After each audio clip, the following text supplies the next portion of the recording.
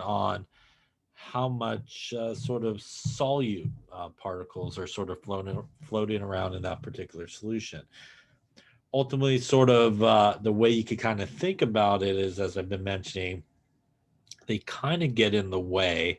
So when we make a solution and we dissolve that solute in there with the solvent, it gets in the way really of sort of the solvent's natural sort of ability to, for example, boil, for example, to freeze and sort of evaporate and those type of things.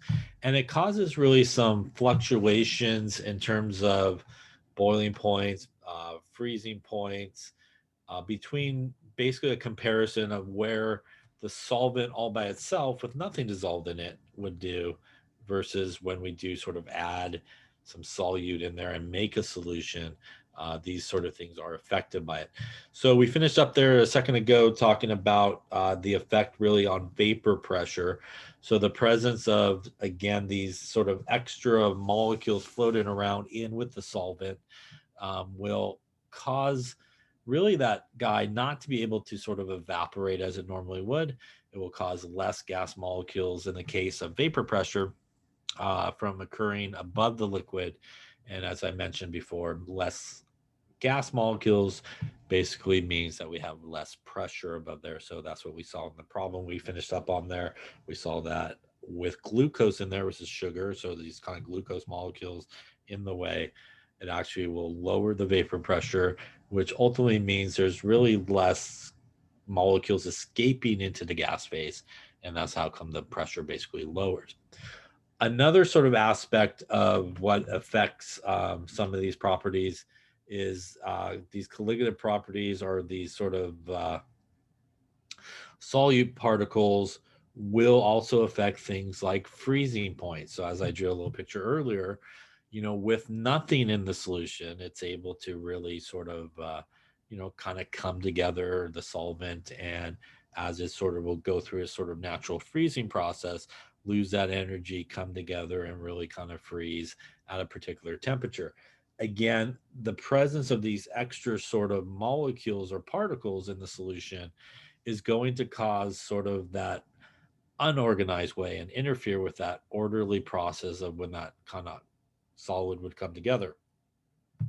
The effect on that is that the freezing point is depressed, which is why it's called freezing point depression. It means that the solvent will normally freeze at a particular temperature. When you add all this stuff into there to make a solution, we see that the freezing point of the solvent actually will start to come down or be depressed and become lower, basically. So this is the freezing point depression equation here. This is the delta TF is equal to KF times M. So what are all these guys here? Well, let's take a look at what each of these things sort of mean. First off, the M here is the molality that we were just talking about earlier today. So that is molality, which is, again, our moles of solute divided by the kilograms of solvent. So that is our molality. KF is what is known as the freezing point constant. So this is obviously a constant value. This is a value that you would go to a table and look it up. If it wasn't provided for you, you would look it up in the table. Now, there's really an important thing to keep in mind when you would go to a table to look up this value. And it is this. For example, let's say we were talking about a sodium chloride solution. So, it would make sense when people go to the table, they go, okay, let me go find sodium chloride, because obviously that's the solution we're making. But actually, the KF values are not about the solution, it's actually about the solvent. So you will not find something like sodium chloride on that table, but you will find something like the solvent in a sodium chloride solution is most likely water. So you would be able to look up the KF value for water. So it's really important. The KF value, we'll see a KB value here in just a second, but again, it is based on the solvent.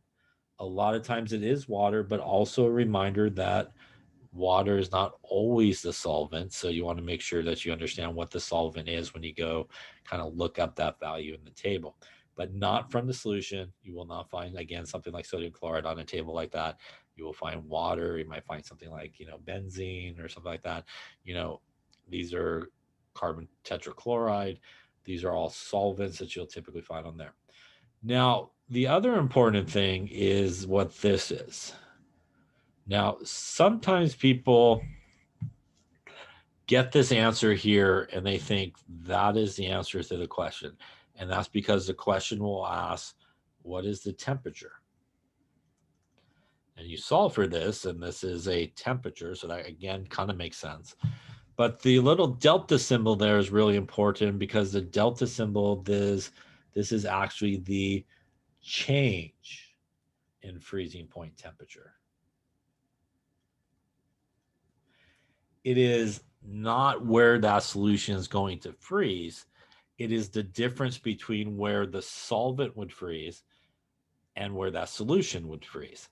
And that's why when we look at the change in freezing point temperature, this relationship is really important as well, because when we want to calculate the temperature of the solution, which is a very common question, it is going to be the change in temperature of freezing point is equal to the temperature where the solvent by itself freezes.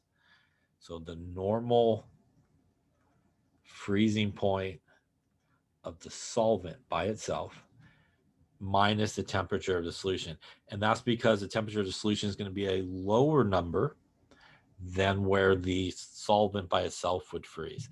So you want to do solvent minus solution here gives you the change in freezing point temperature. So typically when you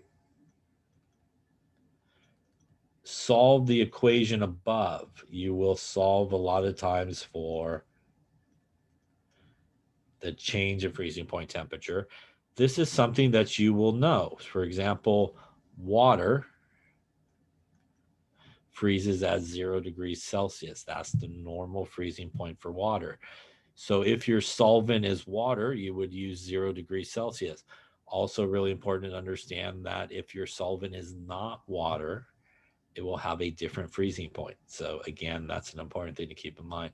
But you'll have the normal freezing point of your solvent. You'll have your change in freezing point. So a lot of times what you will do is find the temperature where the solution freezes by taking the temperature of the solvent minus the change in freezing point temperature.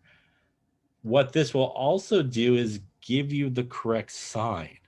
So very common, people will mess up on the sign. For example, if it freezes at 0 degrees and the temperature is lower than 0 degrees when it freezes, you're into negative numbers. So you want to make sure that you sort of rearrange that equation correctly, like I just did there on the bottom. And that will make sure that your answer is minus 3 degrees and not 3 degrees Celsius, which is different.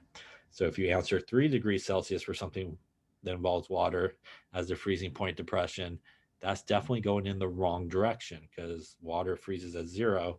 It needs to go less than 0 in this situation. And again, by messing up the sign, you actually can say 3 degrees Celsius, which actually means the freezing point actually increased. So it's really important to keep track of this one. So it is solvent minus solution here so that you get sort of the right sort of number. Any questions on that there? Now, just like freezing point, boiling point's affected kind of the same way, again, as like my earlier sort of picture displayed there. Again, the presence of those non-volatile solutes, which means they don't go into the gas phase, they just kind of hang out and boil and kind of float around. They will raise the boiling point, again, getting in the way of that natural sort of progression. We have a boiling point equation here, elevation equation. And what ends up happening is actually the boiling point of the solution will end up being higher than the boiling point of the pure solvent. So when we look at this guy, it's kind of very similar to the freezing point equation. This again is molality, which is just like the previous one, or moles per kilogram of solvent. This is not the freezing point constant, but this is the boiling point constant. It also is a table value that you would look up. It also, just like the other guy, is determined by the solvent, not the solution. So again, if you were dealing with something like water that is your solvent, water normally boils at 100 degrees Celsius, the normal boiling point. We would go to the table and we would look up the KB value for water, and we want to do that. Now, the change in boiling point temperature is what this guy is. So again, not the actual temperature where it boils, but the change in the boiling point temperature. Because this is a boiling point elevation, which means the boiling point goes higher than where it started, we actually have the opposite sort of guy for this. We're actually going to take the solution minus the solvent here when we do the change in boiling point temperature. So this one is different than the freezing point because this number goes upward here. So we'll take the solution minus the solvent. And again, just like the last one, you would probably solve for this. You will know where your solvent normally boils, 100 degrees, which means you could find the temperature of the solution by taking the change in the boiling point temperature and adding the temperature where the solvent normally will boil. So you could add those together, a temperature of where the solvent would normally boil. That will again give you the right sort of thing in terms of adding and increasing to the boiling point rather than subtracting. So you want to be really careful, you know, when you're answering these questions, that you actually answer the question that's being asked, which in again, most cases is, you know, what is the temperature where that solution may boil? What is that temperature where that solution may freeze? You may be asked for some other things like molar mass and stuff like that we'll talk about in a bit, but these are important sort of things. Any questions on those two? Okay. So this is a table, and you have a similar one in your book.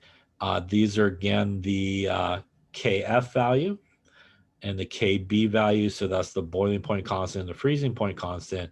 And as I was talking about before, again, we normally a lot of times deal with water. And for water, we would, you know, kind of run across here. And we see our two constants here. We see our freezing point constant, which is 1.86 degrees Celsius over molality, and our boiling point, which is 0.512, 100 degrees Celsius normal boiling point, 0 degrees Celsius normal freezing point. Now, if you were dealing with something that had carbon tetrachloride as its solvent, like a nonpolar guy, you would have, as you can see, a much different normal freezing point and a much different KF value. So you want, and also boiling point where it normally occurs, and KB value. So again, you want to make sure that you go to this table, which obviously would be provided for you. And you want to make sure that you find the correct solvent that you're using. Probably in most cases it's going to be water, but may not always be water. So again, sometimes we get fixated with it's always going to be water or something like that. So you just want to keep that in mind that, you know, it may just not be water. Any questions on those guys there? Okay, so let's actually take a look at one here together and kind of see how we would kind of go about solving something like this. We want to know what is the freezing point of a 1.7 molality aqueous ethylene glycol solution, which is this guy here. And basically what we're going to do is we're going to be dealing obviously with freezing point. So when we see freezing point, we want to think about our freezing point equation, which is a change in freezing point temperature, what we got there, times the KF times the molality. So we need to find a couple of things. First off, we need to know what is the solvent here. So this is the solute, obviously. And basically, because it says aqueous here, it is probably a safe assumption to assume that the solvent here is going to be water. That's basically most of the cases what aqueous is. In this particular case, what we would want to do is go to that table and find the KF for water. And again, we're looking it up based on the solvent. And if you do that, the KF for water is 1.86 degrees Celsius per molality. That again came from the table we just looked at right there, basically, yeah. We also know, hopefully now, that the water's normal freezing point is going to be 0 degrees Celsius, basically. Right? So those are some important pieces of information. In this case, it actually gave us the molality. So we actually have the molality given to us. We don't have to calculate it. Obviously, if it was not given to us, we would have more pieces of information to allow us to calculate the molality. So we really have the molality now, and we do have the KF. So we could really go right into this equation where the change in the freezing point temperature would be the KF value, which again is a table value based on the solvent, times the molality, which again, they gave it to us in this case. We did not have to calculate it. And if we do that, we get the molalities to cancel out. By this is one of the cases where we don't have to do any type of temperature conversion. We can leave it in degrees Celsius, so that's all okay. So we'll do 1.86 times 1.7. That's going to give us roughly 3.2 degrees Celsius. Any questions on that so far? Now, really important, if you remember what we were just talking about, is this. It is freezing point depression, which means that the freezing point of that solution should be less than the normal freezing point of water.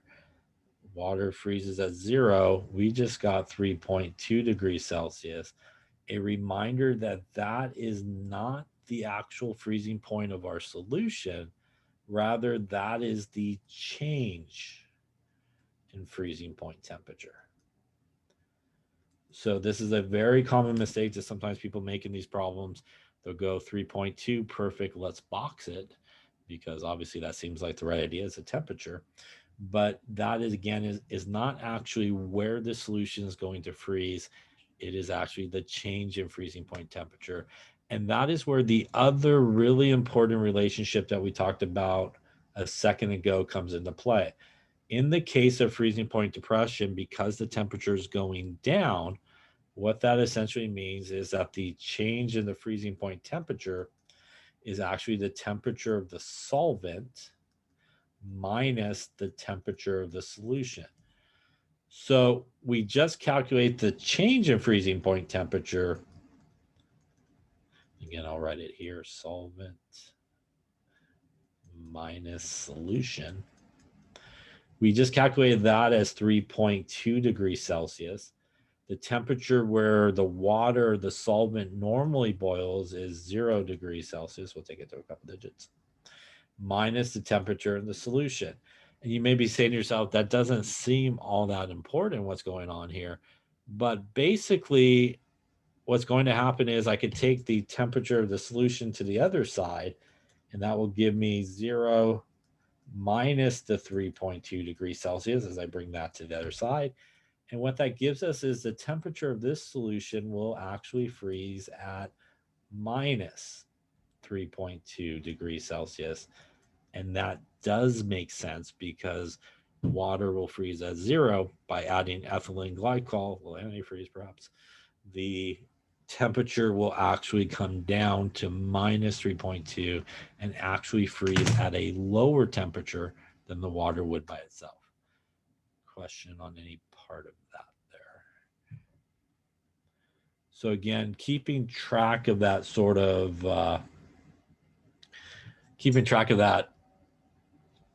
negative sign and all that kind of stuff is really sort of important when you're doing these sort of equations or calculations. All right, so let's take a look at another one here. That was one we just did, so hopefully they agree with us, I hope. There we go. Minus 3.2 does make sense. That's good. It makes sense. So in the previous one we just did, we actually calculate the actual freezing point of the temperature. There is some other applications that we could use with freezing point and even boiling point sort of temperatures as well.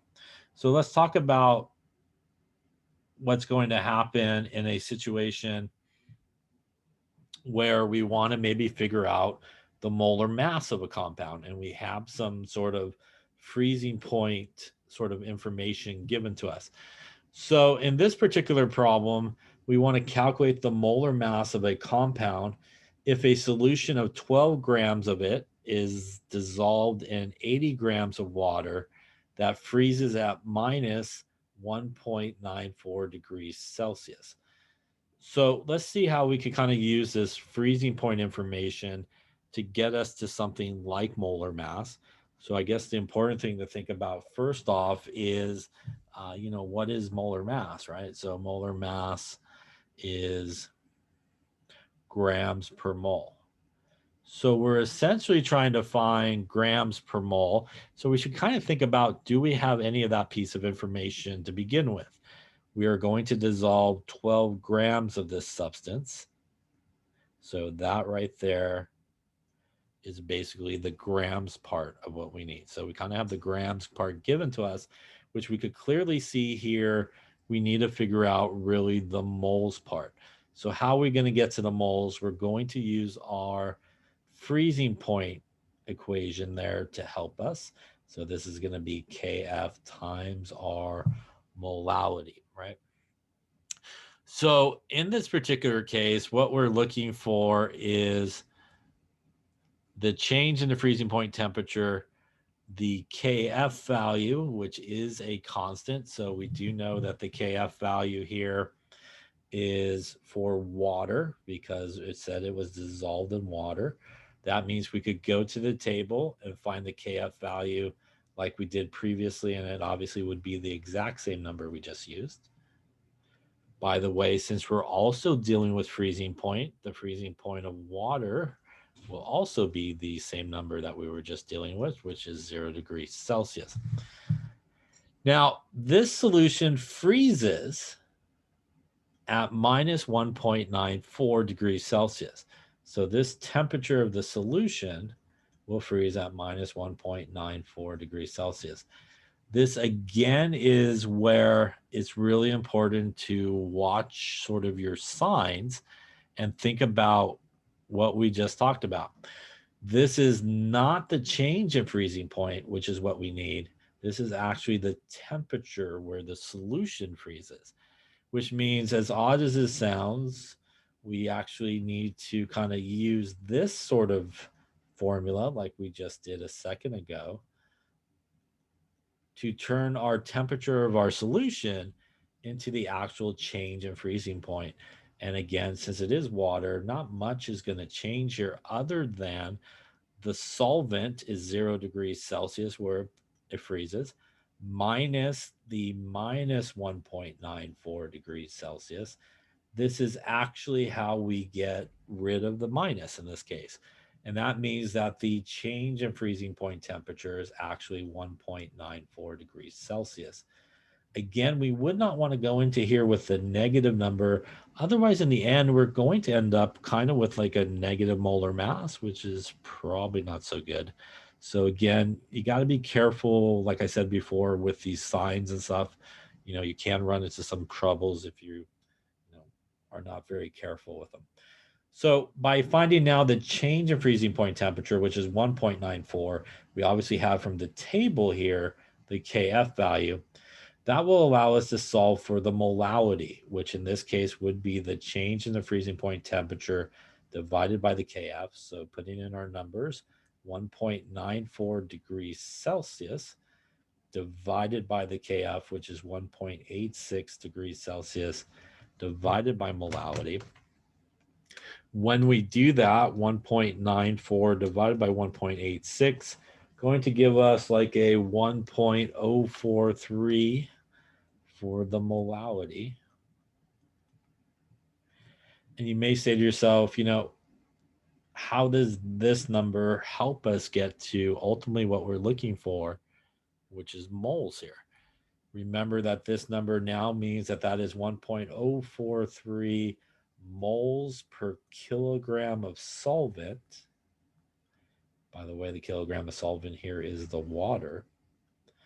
So how can we get moles from this? Well, we now have moles per kilogram of solvent. The last piece of information we have not used is that we're dissolving this in 80 grams of our solvent, which is the water, right? So the water is our solvent. We cannot use it as 80 grams because the bottom here is in kilograms. So we need to do a conversion to convert those 80 grams of water into kilograms. So 1,000 grams in a kilogram, going to get us 0.0800 kilograms of water. We then could use that and multiply that by our molality, which is 0.0800 kilograms. Kilograms of water will cancel, and that's going to leave us the moles of what we dissolved in there, which in this case would be 0.08344 moles. Any questions on that so far? That is actually the bottom part of what we need. So we obviously have the top part from the problem. We now have used really the freezing point information to figure out how many moles of this compound was dissolved in that solution that would cause a temperature change of 1.94. And now we basically can find the molar mass by dividing both of those numbers. So that's going to be 12 grams divided by 0.08344 moles. That's going to give us our molar mass in grams per mole, and rounding up a little bit, 144 grams per mole. Any questions on any part of that calculation there? So again, this is sort of another application of where you can kind of use freezing point information, even boiling point information to figure out something like molar mass. Any questions on that one there? All right, so why don't you give one a go here and see what you come up with. Let's see, that's the one we just did, in case you want a neater version of it. If you watch it again, there you go. All right, why don't you give this one a go? We want to know how many grams of ethylene glycol must be added to 1 kilogram of water to give a solution that boils at 105 degrees Celsius. So I'll give you some information that will be probably helpful to you. We'll do the molar mass for you here. The molar mass of this guy is 6207. It is boiling, so obviously water boils at 100 degrees Celsius, and the KB for water is 0.512 degrees Celsius per molality. Again, those would be information that you would get from the table.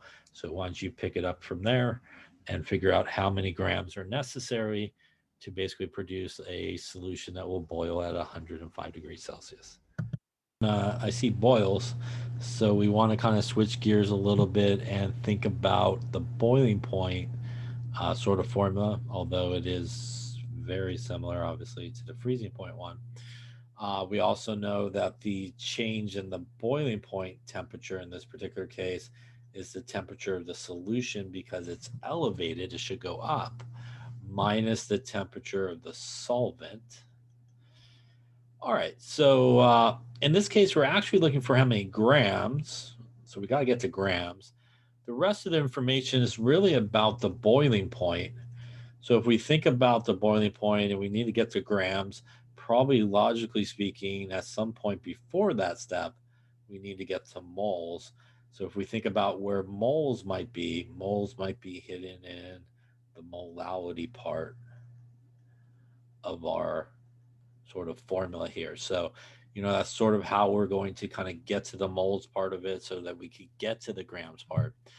We also, again, here have to be a little bit careful in terms of numbers and stuff that we use. You may be tempted to go 105 here for our temperature.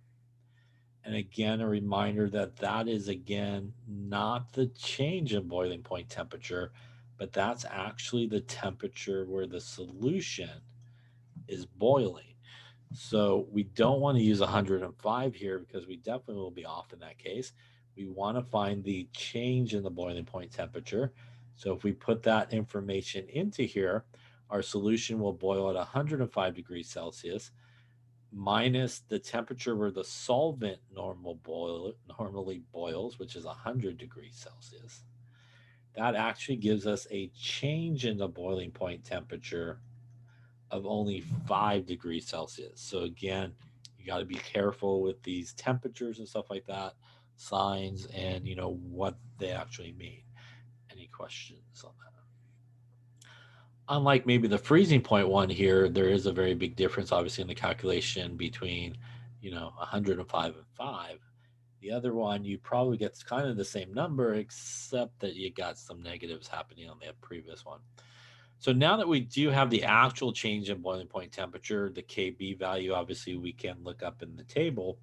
We can rearrange that equation and solve for molality, which would be the change in the boiling point temperature divided by KB, putting in the correct value up here, which would be 5 degrees Celsius, divided by our 0.512 degrees Celsius per molality, which again, as you can see, is a different number than what we use for freezing point, divided by 0.512, going to yield us like we'll come around at 9.77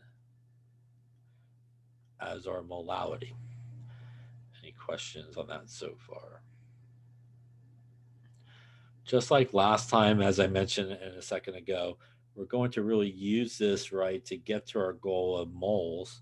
So what that 9.77 little m stands for is moles per kilogram of solvent, which basically in this case is kilograms of water.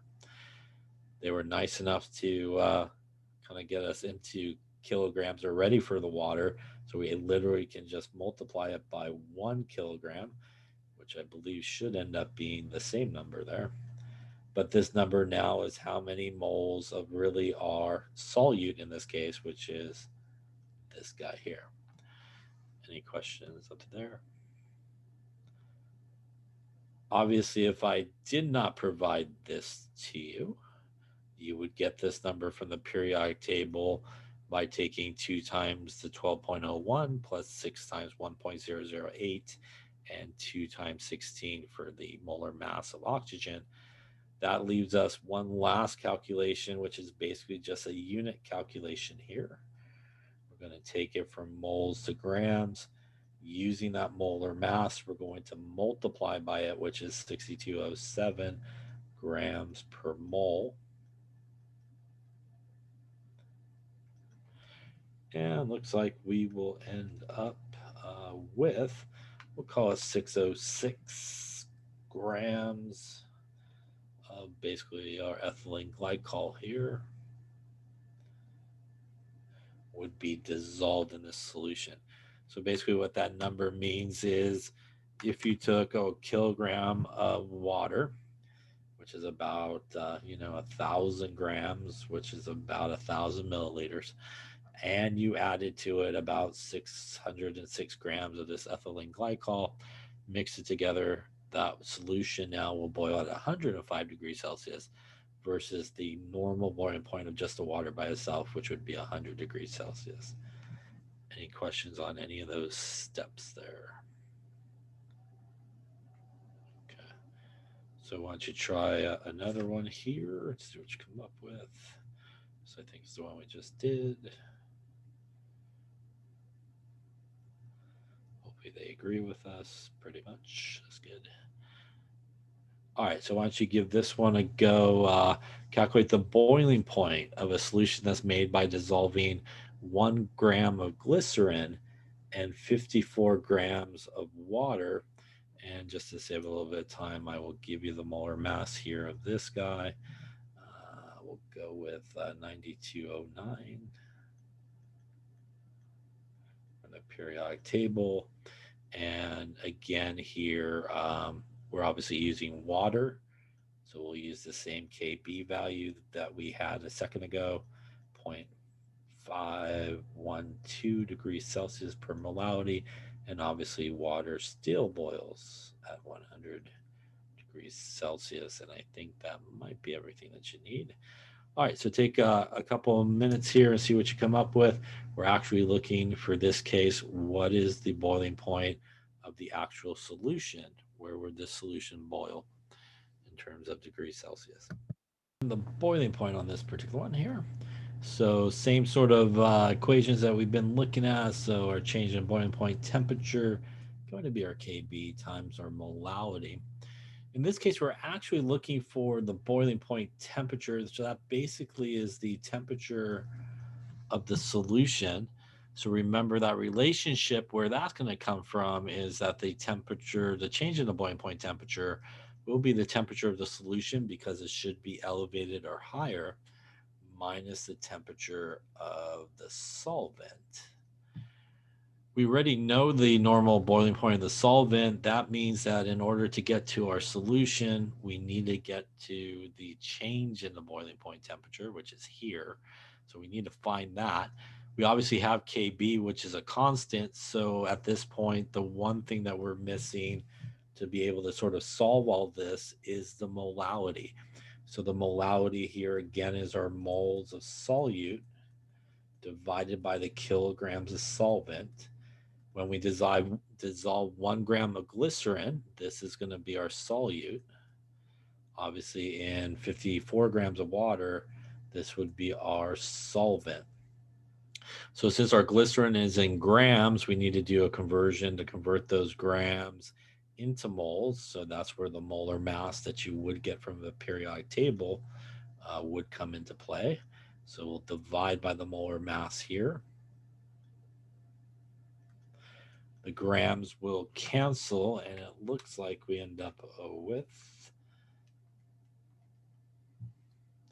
call it 0.01086 moles here. So that's the top part that we need. We need now the kilograms of solvent, which is the water. They gave us that the water was 54 grams. So again, just to make sure everything sort of works in terms of units, we need to do a little conversion action here.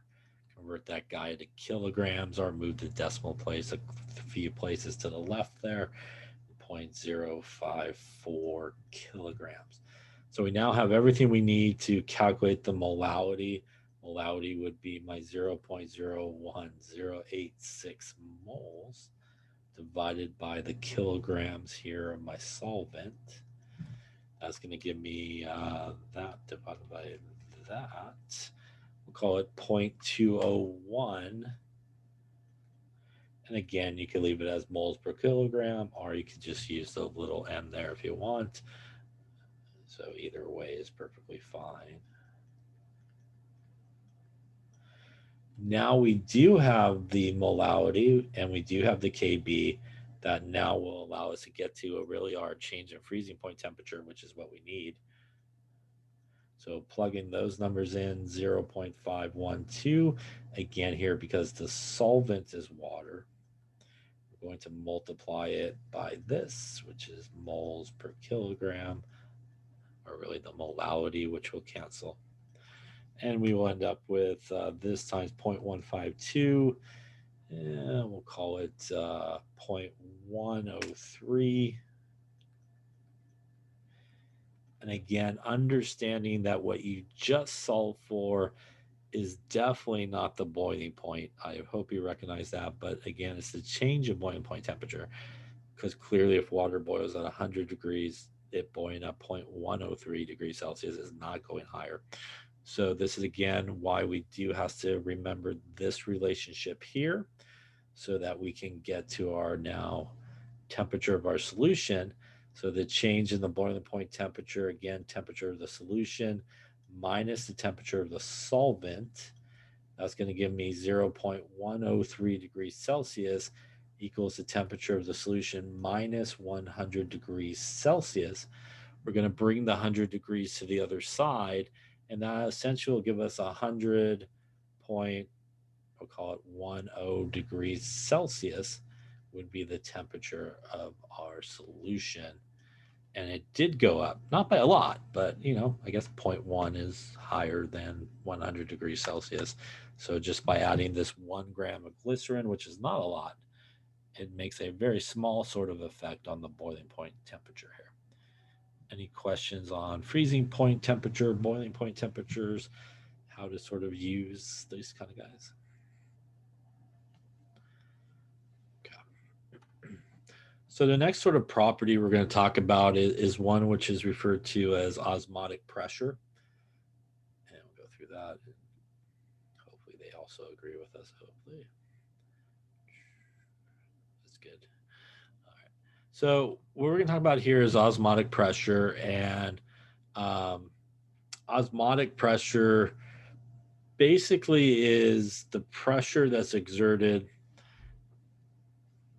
to stop the flow of solvent molecules across a membrane by really atmospheric pressures. So, for example, if we have, say, a tube, and within this tube here, we have like a membrane that kind of separates it two. The membrane's got kind of like little holes in it that allows certain size sort of molecules to pass through.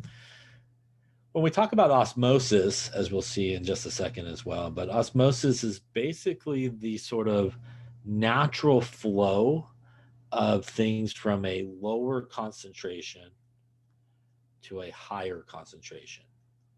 That's what the little brackets mean, concentration. So osmosis basically means things will go kind of from a lower concentration to a higher concentration.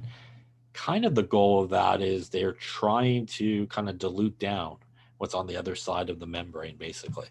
So if we have, for example, water over here on the left-hand side, just pure water, and we got some like salt water happening over here on the right-hand side of the membrane.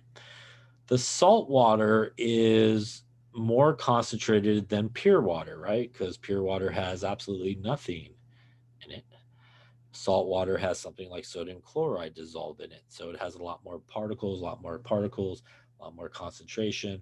So by osmosis, what's going to happen is these water molecules from the left-hand side will start to flow kind of to the right-hand side. And the effort of that is they want to kind of dilute down everybody on the right-hand side. At some point, that flow of water molecules will kind of stop. And that's because you got kind of atmospheric pressure coming down on it. And when we hit that point, that is what is known as sort of the osmotic pressure. It basically stops that flow of solvent molecules from one side of a membrane kind of to the other. The osmotic pressure keeps liquid levels even on both sides of a membrane, like your cells, to make sure things don't, shrink or explode and stuff like that. So it kind of keeps the pressure inside and outside sort of equal to each other, which is kind of what you want. Are equal to each other inside and outside, or opposite sides of sort of your membrane here. Reverse osmosis, as we'll talk about, is sort of when you apply a pressure greater than atmospheric pressure, basically will send it the other way. So you can actually calculate the osmotic pressure. And by the way, osmotic pressure increases with the number of particles dissolved. So when you have pure water, it actually has no osmotic pressure because there's nothing dissolved in it. And it does increase with more particles dissolved. This equation right here is the equation to calculate osmotic pressure. You may be saying to yourself, great, another equation. But actually, it's an equation we already know which is actually PV equals nRT. It just got some fancy little symbols. And that little pi symbol basically is pressure. And there's your PV equals nRT sort of version of it. If you solve for P, it is nRT divided by V. If If you want to use the fancy symbol, you can, but it's basically the ideal gas law.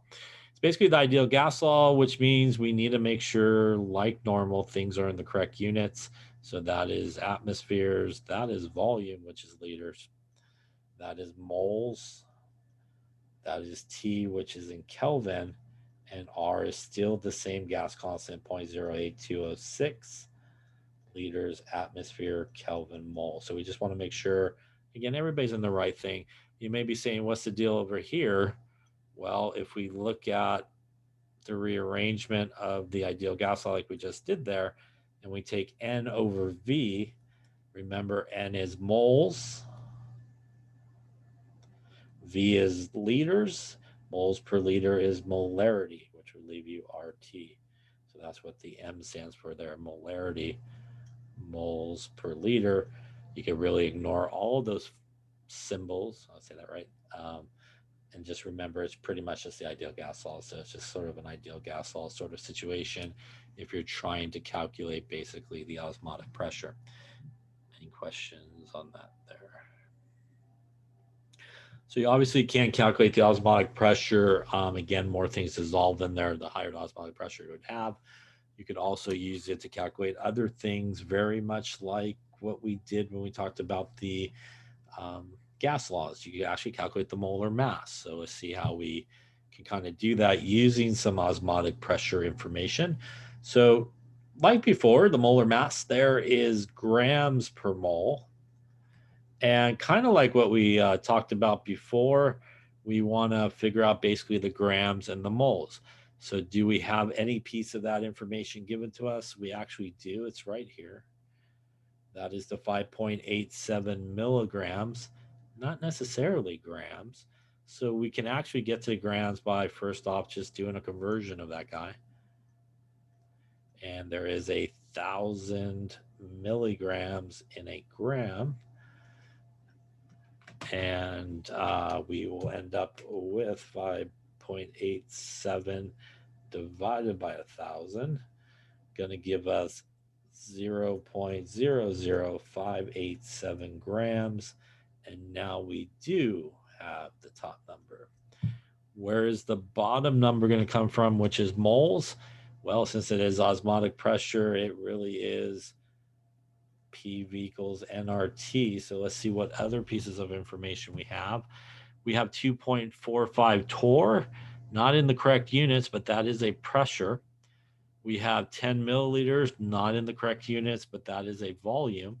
R is a constant we always have, and it's 25 degrees Celsius, which is not in the right units, but we have everything except for N, and N is moles. So we're going to kind of use the gas information or the pressure information here and the ideal gas law really, and we're going to solve for N. N would be PV divided by RT. We do have some conversions to do here to make sure everything's correct. So we want to convert our torr into atmospheres. So that is going to be our 760 torr divided by an atmosphere.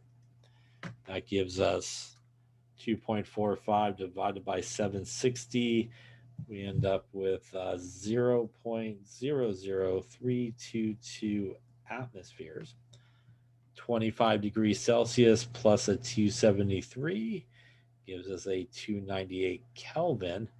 And lastly, our volume needs to be in liters. So we need to convert our milliliters into liters. So again, 1,000 milliliters in a liter, 0.01 liters. Now we actually have everybody we need in the correct units, which is always important when you're going into this equation.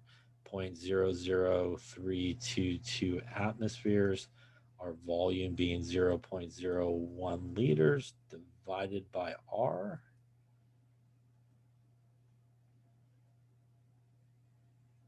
And divided by our temperature converted to Kelvin. Everybody's going to cancel out except for moles. And we will end up with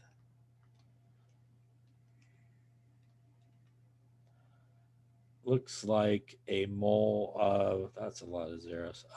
That is going to do a little scientific notation, maybe 1.3 0.32 times 10 minus 6, I think, moles. So that now is the moles part that we need. So very much like what we calculated the molar mass in those gas problems, we can now put both of those guys together. The molar mass will be our grams divided by our moles.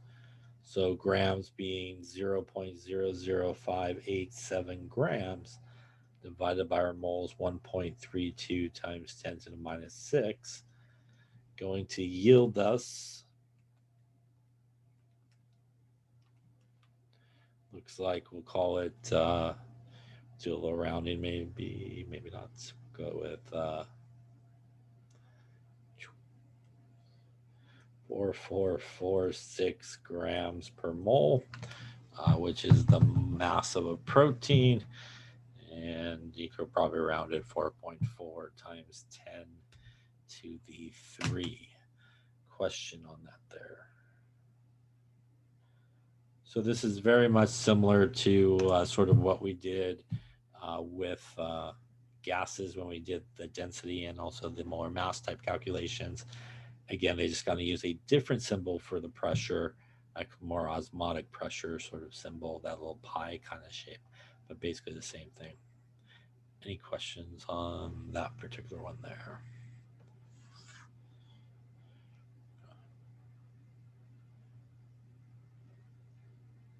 All right. So that's the one similar to one we did. So we'll skip this one here. So the next thing I want to talk about is sort of a variation on some of these calculations that we just talked about. And the variation is this. If you think about all of the solutes that we looked at in these problems up to this point, and you may not even thought very much of it, those solutes, which again are the stuff dissolved in it, the ethylene glycol, the glycerin, these are all guys that are basically carbons, hydrogens, you know, these type of things. Those are really non-ionic guys. And what does a non-ionic thing do when it goes for a swim? When it goes for a swim, it stays together, right? It doesn't produce no ions, right? Which means if you dump one of those guys into that solution, you get one molecule basically floating around in there. And since colligative properties are really based on the number of particles that are floating around that solution, the number of particles will have a very important effect on, you know, these things like boiling points and freezing points and stuff we've been talking about. So when we're dealing with an ionic compound, though, and we put an ionic compound like sodium chloride in water, it breaks apart into a sodium ion and a chloride ion. You actually get two ions floating around, or two particles basically floating around. So if we put that into our solution, just one of those guys, we end up with a sodium ion and a chloride ion floating around, two particles versus one particle and all those sort of solutes that we did previously. So there's sort of a correction factor that is used to fix those equations that we just looked at. And that is what is sometimes referred to as the von Hoff factor, which is I. And we basically, what I equals is, it equals the number of particles that are floating around the solution. How can you figure that out? Well, for the most part, we figured it out just based on the formula. So what we just did here was Na plus and Cl minus, that is 2. I would equal 2. If I had calcium chloride and I put that in a solution, you get a calcium ion and 2 chloride ions. That's a grand total of 3 particles floating around, which means I would equal 3. Why did we not sort of include I in the previous calculations? It's because in a non-ionic situation, you get 1 particle, which essentially means I is equal to 1, which means nothing really changes in any of the calculations we would have done previously, because when you multiply something by 1, you end up with the exact same pretty much number. Now, in reality, if you do some experiments, we can see that they are slightly different, the measured values versus the formula values.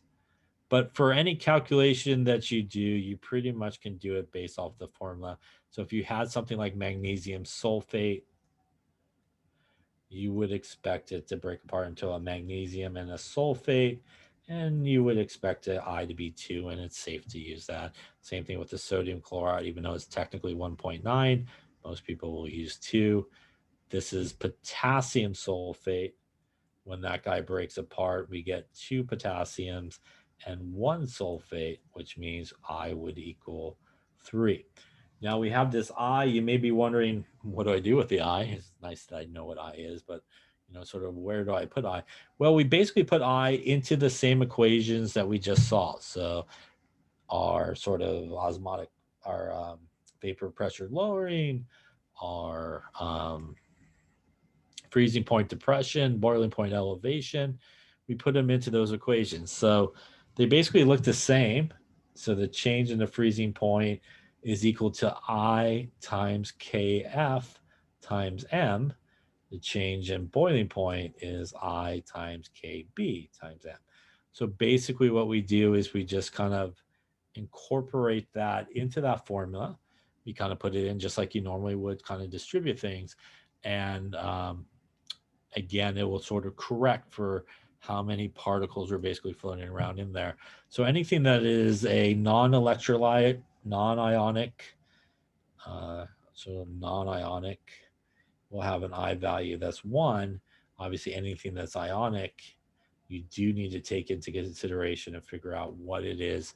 Is it basically 2? Is it 3? Is it 4 in the case of iron 3 chloride? Again, when something like that would break apart, you get an iron and 3 chlorides. Grand total of 4 I would equal in this case.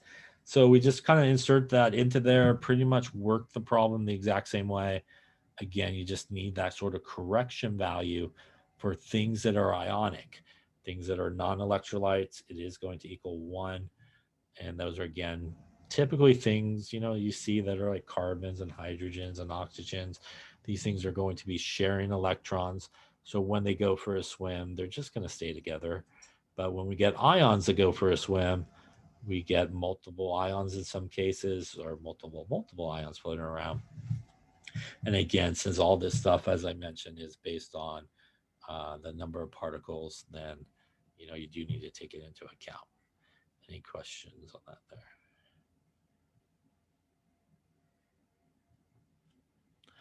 Okay, so what is the measured von Hoff factor if 0.05 molality calcium chloride has a freezing point of minus 0.27 degrees Celsius? So let's talk about how this one would look. We're back to freezing point, so we want to use our freezing point equation. Calcium chloride is ionic, so we do want to include the I in there with the M and the Kf. Again, pretty much the same thing. Remember that when we're doing our freezing point change in temperature, because it goes lower, it is the solvent minus the solution. Because this is an aqueous solution with an ionic compound, it's pretty safe to assume that your solvent here is going to be water, which means we can use the same freezing point constant that we used earlier, which is 1.86 degrees Celsius per molality, and obviously the same freezing point for water, which would be 0 degrees Celsius. So using that information, remember that, again, when we read this, this is where the temperature of the solution will freeze. The main thing here is, again, we got that negative we got to make sure we take care of. So we want to make sure we use this equation, which means that the change in freezing point temperature would be where our solvent, which is water, would normally freeze, minus where our solution is freezing, which in this case is negative 0.27, going to give us a change in freezing point temperature of 0.27 degrees Celsius. Again, in the freezing point aspect of it, doesn't make a tremendous difference. But we saw with the boiling point, big difference between 105 and 100, or I'm sorry, and 5 degrees Celsius as we have there. We now have this. We obviously have the KF, and they gave us the molality. So we can now use that equation and solve for I in this case. Solving for I would mean that the change in the freezing point temperature divided by the molality divided by the KF, putting in our numbers 0.27 degrees Celsius divided by 0.05 molality and our 1.86 degrees Celsius M, which is our constant. The M's cancel out. The degrees Celsius cancel out in this case. And we end up with a value for I of about 2.9. First off, any questions on that calculation there? Now, what would we expect sort of calcium chloride to have for a value of I? When that breaks apart as we did on the other page, we get 1 calcium and 2 chlorides, which means we would expect I to be 3. So you can see it's very close to sort of your expectations of what I would be. Even the experimental values for most of them will be very close to each other. Any questions on that there? Okay. Now,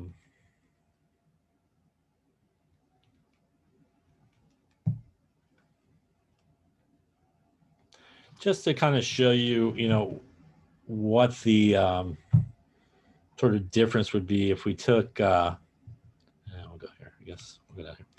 Let's say we took this information and we put it back into here, obviously. So we got our I, that is, we'll go with 3. And we'll use the molality that they had for that ionic compound, and we'll use the freezing point temperature. So if we do that, 3 times 0.05 times 1.86 gives us a change in freezing point temperature of 0.279 degrees Celsius. Now, if we did sort of the same molality, but used a non-electrolyte, which means it would be 1 for I, which is why we don't usually put it in, 0.05, same molality, and 1.86. When we do that calculation, what we end up with is 0.093 degrees Celsius. So the difference between the bottom number and the top number is we see that the freezing point temperature, or the change in freezing point temperature, actually goes down further with more particles in there, right? With the calcium chloride, there's 3 particles. The temperature is actually going to drop down to minus 0.279 versus when we only had 1 particle kind of floating around in there, it only goes down to minus 0.09.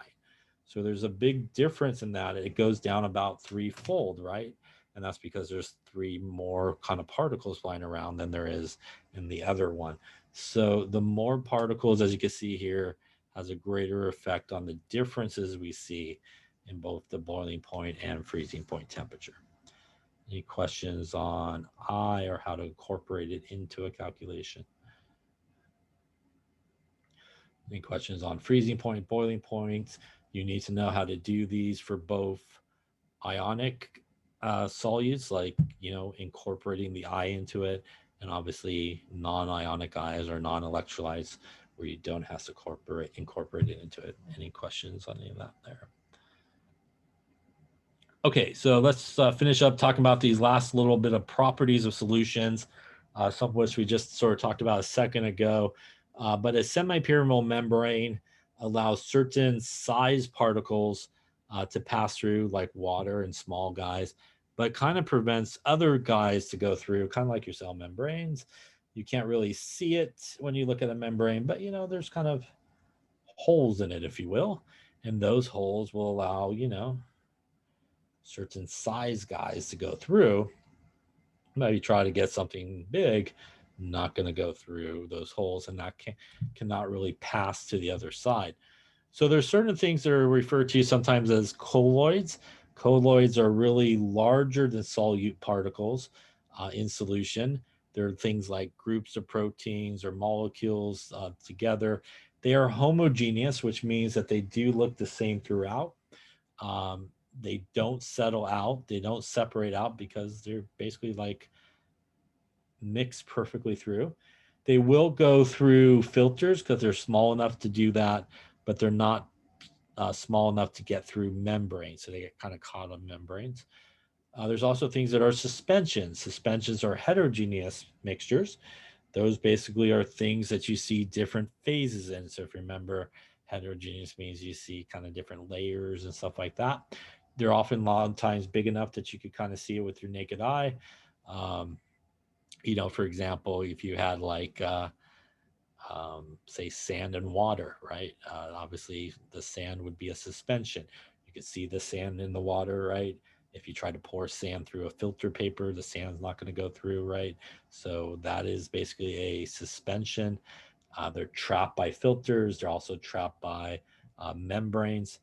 Here's sort of a super zoomed in on a membrane. And again, you can kind of see there's sort of channels down there, which again allow certain size molecules to basically be able to kind of go back and forth with no problem.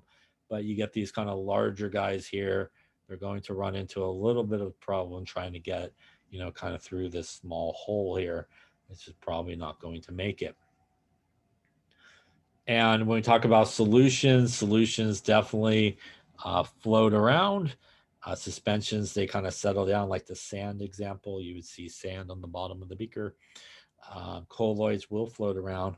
What we see coming through a filter paper is a solution because it's homogeneous, and also colloids because it's homogeneous as well. We do see our suspensions getting caught, and like a dialysis bag or semi-permeable membrane, you can see really only small guys being able to sort of penetrate through and kind of migrate outside of the bag there. So as I talked about before, osmosis is that sort of natural process where basically solvent molecules move from that lower concentration to the higher concentration, really in the effort to sort of dilute down the higher concentration. It basically moves in whichever way will sort of equalize sort of the pressure there, or the concentrations on both sides. Osmotic pressure will eventually stop that flow of molecules across a membrane. And the osmotic pressure is, again, based on how many particles are there. The more particles are there, the greater the osmotic pressure. And water has no osmotic pressure, again, because it doesn't have anything really dissolved in it. Another way that sometimes osmotic pressure is sort of thought of is by a concentration which is sometimes known as osmolarity. And it is almost like it sounds like, is basically molarity times that von Hoff factor we just talked about would give you your osmolarity. And again, obviously, if you had a molarity of 2 and you had a non-ionic compound, which would be 1, the osmolarity of that solution would be 2. If you had a ionic compound that broke apart into 2 particles, 2 times 2 molar would give you an osmolarity of 4. So kind of like what we were talking about before, again, the greater the number of particles that are floating around in there, the more sort of osmotic pressure that you would expect to see. And that's what we kind of see here. Again, brine is basically a kind of a salty type solution. So what's going to happen in this case, the pure water is going to try to go across the membrane here to really try to dilute down basically that kind of more concentrated solution. Again, at some point, the osmotic pressure will hit, which is like right here, and it's going to stop that flow of water molecules. You can see the water molecules went down a little bit. Reverse osmosis is when you decide to apply a pressure greater than osmotic pressure coming down from the atmosphere. what that's essentially going to do is push all your water molecules back the other way. If you have a pretty good filter on there, for example, you keep all the stuff that you maybe don't want in there. And obviously you get kind of more pure water kind of coming back sort of the other way in that particular case. Lastly here, there's a few different ways that we can sort of classify solutions. And there's three types of solutions. One is an isotonic solution. An isotonic solution is a solution that basically exerts the same osmotic pressure as body fluids. And that's usually what most IV fluids are when they give it to you, because clearly if you're getting an IV, probably the last thing you want to do is to give yourself something that will kind of screw up your cells, right? And so we give those things that give the same osmotic pressure. What that basically means is that your cells acting as a membrane is going to allow things to flow in and out kind of at the same rate, keeping the pressure inside and outside of the cell kind of equal to each other. What is isotonic solutions? Well, for the most part, 0.9% mass to volume sodium chloride solution, sometimes referred to as a saline solution, could be like potassium chloride as well, is considered isotonic. And 5% glucose by mass to volume, is considered isotonic solutions. So these two values are sort of the values that you use for isotonic. And basically what that means is if you take the classic example of you dumped your red blood cell into an isotonic solution, because basically the pressure inside and outside and the concentration inside and outside is basically the same. They will exert the same osmotic pressure, which means things will flow in and out of the cell pretty much at an equal rate. And your red blood cell is going to be happy per se, not sad or anything like that. Now, that's very different than what will happen if you get yourself into a hypotonic solution. Hypo means lower than, which means that the concentration, for example, outside of the cell, the red blood cell, is less than the concentration inside the cell. So what's going to happen in that case? Well, if we have our same red blood cell here and we put it into a hypotonic solution, that means outside of the cell is lower concentration than inside the cell. What happens in osmosis? In osmosis, it goes from a lower concentration, which in this case is outside the cell, to a higher concentration, which is inside the cell. All of the solution from outside of the cell decides I'm going to rush into my red blood cell. That's going to cause it to swell, possibly burst, which is hemolysis. Also probably not a good thing to happen in that situation. Also not such a great situation is a hypertonic solution. Hypertonic solution means that outside of, for example, the red blood cell is greater in concentration than inside the red blood cell. So again, what that means is if you put your red blood cell there into a hypertonic solution, outside being more concentrated than inside, osmosis is going to go, the cell's going to go, oh, I need to kind of dilute down the outside solution. And when it does that, it's going to cause the red blood cell to start to shrink, also probably not good, and go through crenation. So we end up with not such a good situation that will occur in that particular case. Any questions on those? So here's some better pictures of it. This would be isotonic right here. Nice, happy donut, everything going inside and outside. This is a hypertonic solution, water coming out of the cell basically and shrinking, donut hole. Hypotonic solution, everybody's running in, donut swelling, jelly donuts, and Bessery pops in that case. And that's not such a good situation there. So why don't we take a look at a couple here and try to think about what would happen if we put a red blood cell, for example, in a 5% sodium chloride solution, a 3% glucose solution, And let's say we put it in pure water, what would happen? All right, take a minute and think about what will happen. Will it swell and burst? Will it shrink and crenate?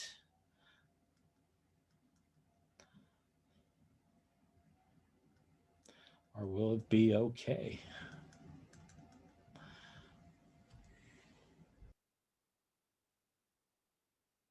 Okay, so let's take a look. So first off, those numbers that we talked about previously are really important to kind of determining what's going to happen here. So an isotonic solution is again 0.9% sodium chloride or 5% glucose. So it is as simple as looking at 5% sodium chloride and 5 is greater than 0.9, which means that this would be a hypertonic solution, which means outside of the solution is more concentrated than inside the solution, which means this is the situation that we would have going on. All of the solution in the cell would run out of the cell. It would cause it to shrink and go through crenation. Any questions on that particular one there? Let's take a look at 3% glucose. 3% is less than 5%. Less than means hypotonic solution. Hypotonic solution means outside is less concentrated than inside, which means we will have this situation occurring. Everybody will be rushing into the cell, causing the cell to swell and go through hemolysis, which is not so great either. Any questions on that one? Lastly is water. Water can't hurt, right? Water will hurt because water, as we talked about, has no osmotic pressure. Which means if it has no osmotic pressure, actually outside of the cell in this case would be less concentrated than inside the cell. So it actually would act as a hypotonic solution and also would cause swelling and hemolysis in this case. Any questions on any of those there?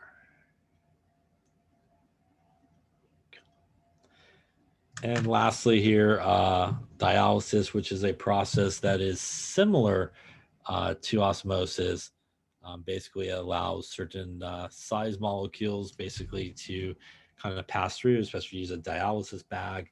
You know, in our body, we have certain organs that sort of act as this sort of process and allow certain sort of waste products to go away, hopefully in a good situation, and sort of prevent other things from passing through. This is a dialysis bag, again, sort of the same idea. Has really small holes on it, going to allow certain size molecules, as you can see, the smaller sort of circles or the yellow guys able to pass through, while those larger sort of colloidal sort of particles are not able basically to pass through. Any questions on that there? All right, that does wrap up chapter 10.